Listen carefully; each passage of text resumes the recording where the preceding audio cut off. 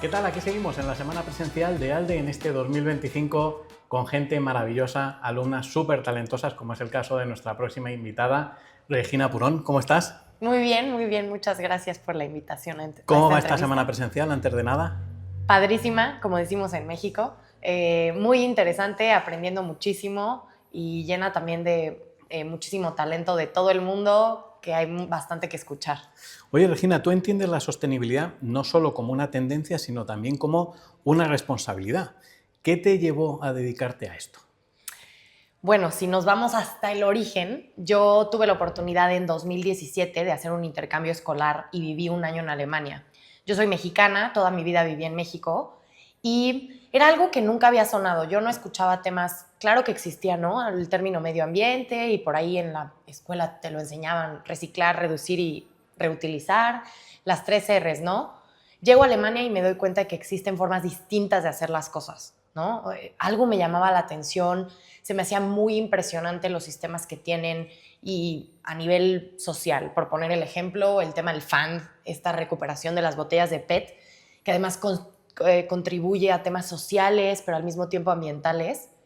Eso genera en mí como una especie de curiosidad y cuando regreso a México me doy cuenta de que puedes estudiar eso, que existen pues este tipo de formas de trabajar con ello e implementarlo en mi país, ¿no? Entonces, con ello empiezo a investigar, decidí estudiar, soy ingeniera ambiental de carrera y me empezó a nacer mucho y a despertar mucho el tema del activismo, del medio ambiente y darme cuenta de que había una infinidad de posibilidades para aplicar temas de sostenibilidad, de medio ambiente, en esta dirección, ¿no? Entonces, me doy cuenta de lo mucho que podemos aprender de aquí o incluso cosas que ya hay en México, pero poderlas seguir implementando, mejorar o incluso recuperar para que las cosas cambien un poquito y hacer el mundo, siempre digo, más justo, más limpio y más habitable para todas las personas. Regina, desde tu rol como ESG Manager, ¿cómo logras equilibrar la rentabilidad empresarial con el impacto ambiental y social? Bueno, ese es un gran tema, ¿no? Es lo primero que preguntan para pasar de un tema filantrópico, que es lo que antes se conocía como responsabilidad social corporativa, a un tema más de business, ¿no? Sentarnos, como bien dirían, con los grandes, con las grandes a discutir, ok, esto es un tema importante que hay que ponerlo sobre la mesa. En términos muy teóricos dentro de la sostenibilidad, esto es la materialidad, la doble materialidad, y para ponerlo más aterrizable, es un tema, yo lo llamo un ciclo, ¿no? En donde si las cosas giran hacia un lado, eventualmente van a regresar. Entonces, hoy en día las empresas necesitan poner en foco lo que están, el impacto que están generando allá afuera, porque evidentemente eso en algún punto se les va a retornar. ¿No? Si yo tengo un gran talento dentro de mis empresas, porque esto también es en temas de sostenibilidad, de la parte social, con los cuales interactúo de buena forma, los capacito constantemente y les doy grandes oportunidades de crecimiento en un entorno laboral bueno, pues yo puedo garantizarme que la retención del talento en mi empresa en un par de años, 5 o 10 años, aunque otras empresas, mi competencia, quiera jalarse a mi propio talento, pues yo los tengo y los mantengo de esta misma forma. Por ponerte otro ejemplo mucho más específico a lo que yo me dedico, que yo trabajo en el sector energético en México en temas de energía renovable. Nosotros tenemos, y toda empresa, toda persona genera un impacto ambiental. Contribuimos con el cambio climático. Entonces, yo haciendo un análisis para que esto sea como muy puntual, el aumento de temperaturas en la Tierra hace que los paneles solares funcionen un poco, pero que sean menos eficientes cuando pasan ciertos grados de temperatura.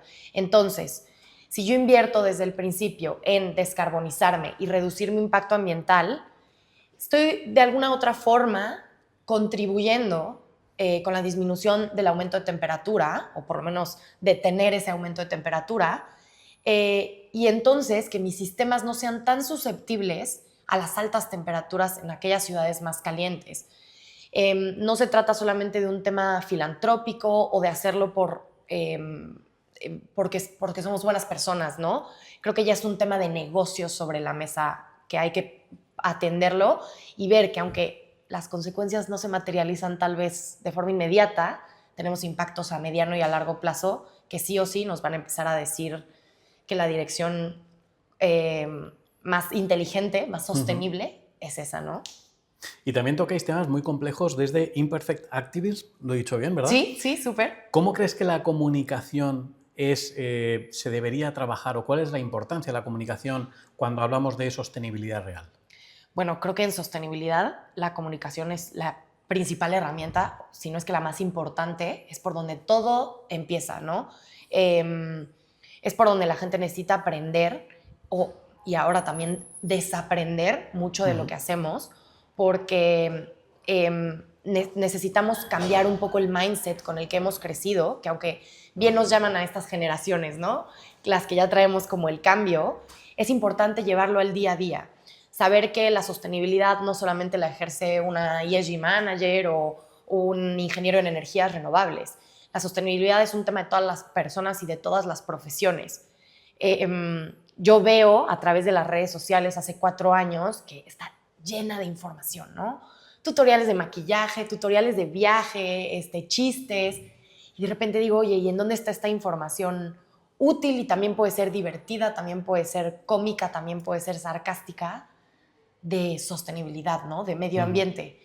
Y es ahí donde me doy cuenta que hay una falta muy grande de aterrizar la información que de repente suele ser compleja y abrumadora porque calentamiento global, desastres naturales, cambio climático. ¿Cómo aterrizo a la gente a, ok, ¿y yo qué papel juego dentro de esa crisis? ¿Cómo contribuyo? ¿Cómo me retorna? Vamos poco a poco. ¿Qué puedo hacer yo de inicio? ¿Cómo puedo empezar con esos sencillos pasos? Y la información, informarnos, leer, actualizarnos, es siempre la primera opción. Entonces, a través de este blog, en redes sociales, yo comparto tips, información, noticias, etcétera, para que la gente se mantenga un poquito ahí a pie del cañón de lo que está sucediendo y cuál es el rol que ellos pueden decidir tomar para contribuir a esta problemática, ¿no? Pues precisamente ahora hay mucha gente joven que quiere unirse a la lucha contra el cambio climático, que quiere hacer cosas a favor. ¿Qué consejos le podrías dar tú a esta gente joven que quiere empezar, pero a lo mejor no tiene muy claro por dónde? Claro, bueno, lo primero, ya lo dije en la pasada, informarnos, ¿no? Creo que de repente en el mundo de la sostenibilidad, justo hemos sido en los últimos años tal vez por muchos muy mal visto porque se politizó y se llevó a un punto en el que se usó para distintos objetivos de personas, sobre todo de las empresas, para llegar a ciertos clientes y convencerlos a través del famoso greenwashing. Entonces, si bien necesitamos primero esa información para saber qué verdaderamente es sostenibilidad, ¿no?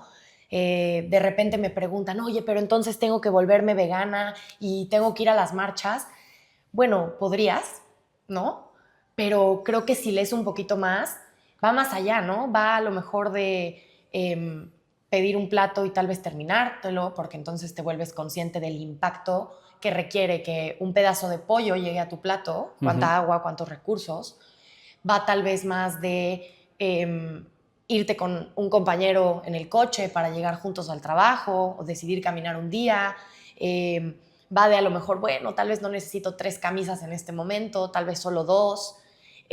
Acciones mucho más simples que las que a lo mejor vemos demasiado notables allá afuera. Popotes de metálicos, de bambú, nuestros termos, que ahora se volvió un problema. Eso fue lo que pasó, ¿no? Ahora los termos reutilizables, en casa ves que ahora las personas tienen el del café, el del agua y el de otra cosa, y aparte cada uno en rojo, negro, blanco, azul.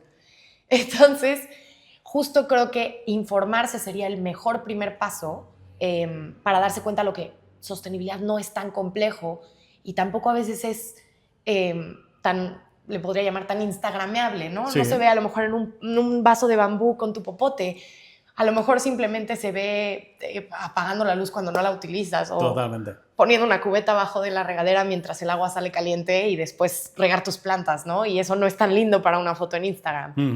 Entonces creo que informarse es el primer paso y lo que yo recomendaría, porque yo empecé queriendo hacer todo al mismo tiempo, es mi frase siempre es baby steps. Vamos un poco más, ok, esto lo puedo hacer alcanzable, esto me parece que es un segundo nivel, etcétera, ¿no? Pero poquito a poquito creo que es la forma menos abrumadora, siempre informándonos y tomando esos pequeños cambios que después ya inconscientemente una vez que te metes creo que ya es un caminito que empiezas a seguir, ¿no? Totalmente. Y en el ámbito corporativo, ¿cuál crees que son los grandes malentendidos o los grandes errores a la hora de entender bien la sostenibilidad y los reportes ESG?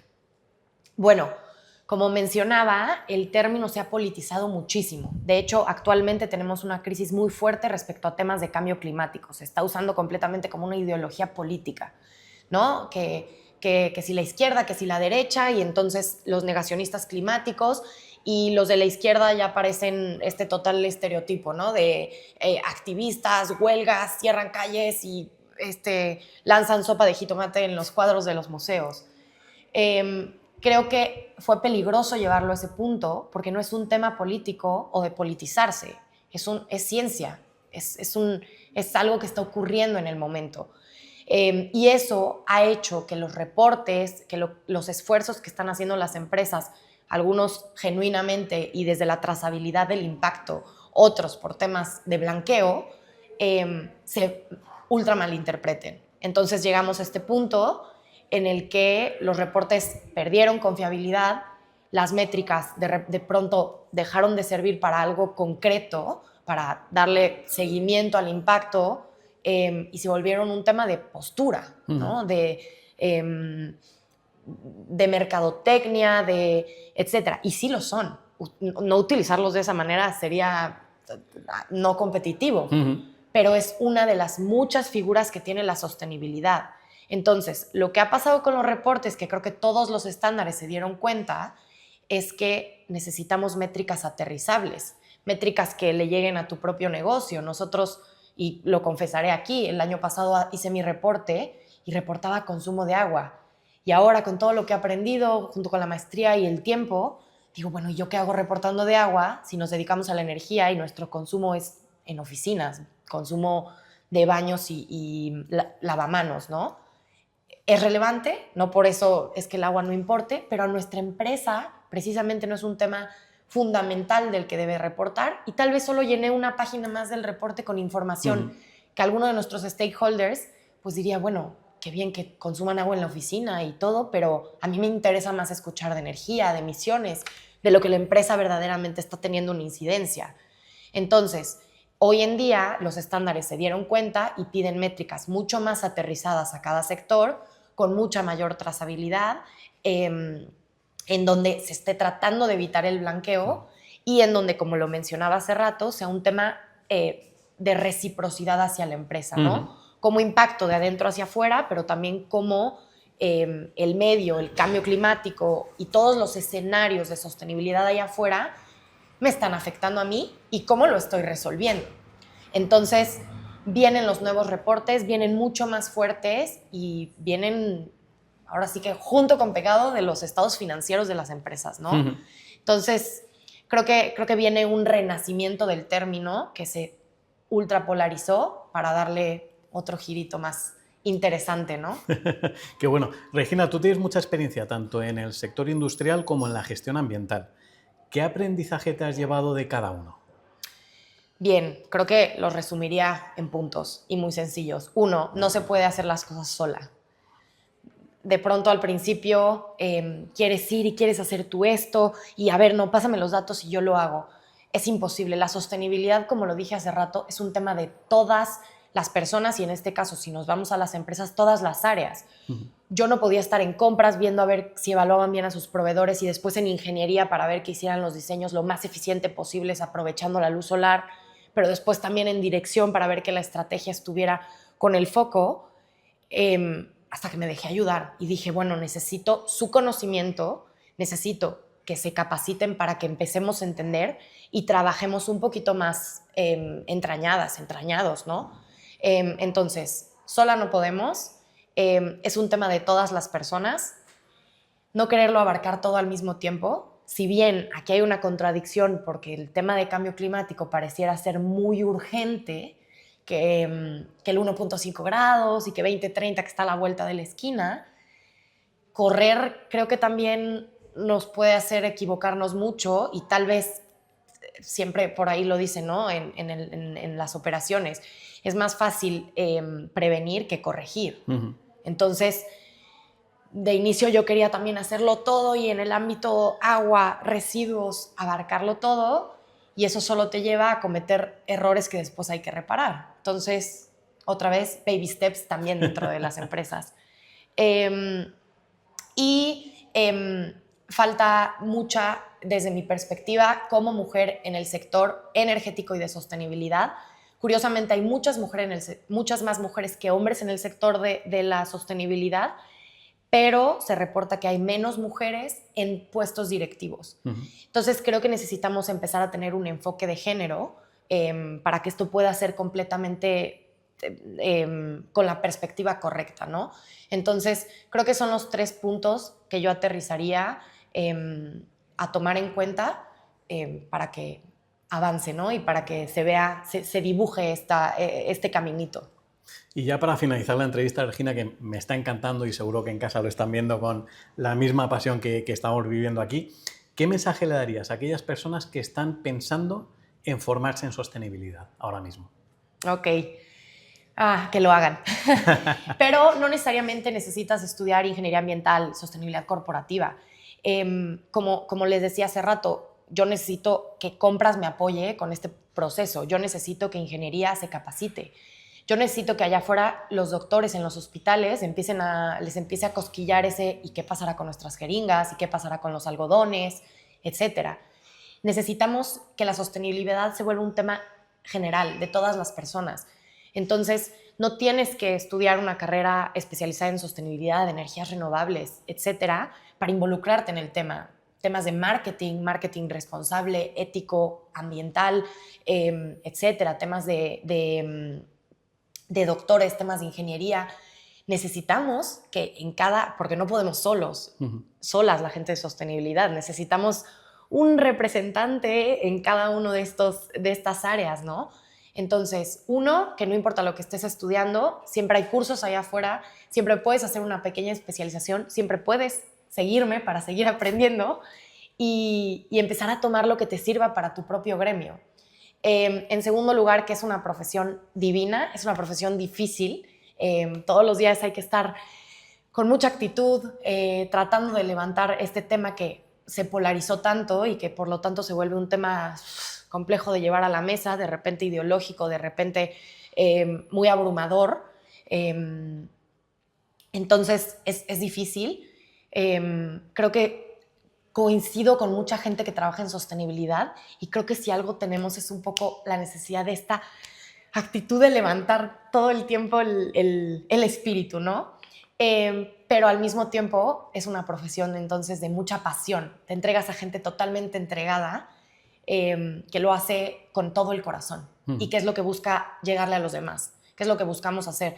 No quiero que uses un termo reutilizable porque yo vine y te dije y si no todo el tiempo te voy a decir, sino porque comprendiste la importancia de evitar los plásticos de un solo uso, que entonces te adueñas de tu propio termo, le tienes mucho cariño, le pegas stickers para que se vuelva algo propio y entonces es algo ya propio, ¿no? Entonces, transmitir esta pasión es lo que encuentro en personas que se dedican a la sostenibilidad o que de alguna u otra forma en cualquier sector encontraron este caminito para volverlo de esta forma, ¿no? Entonces, definitivamente háganlo.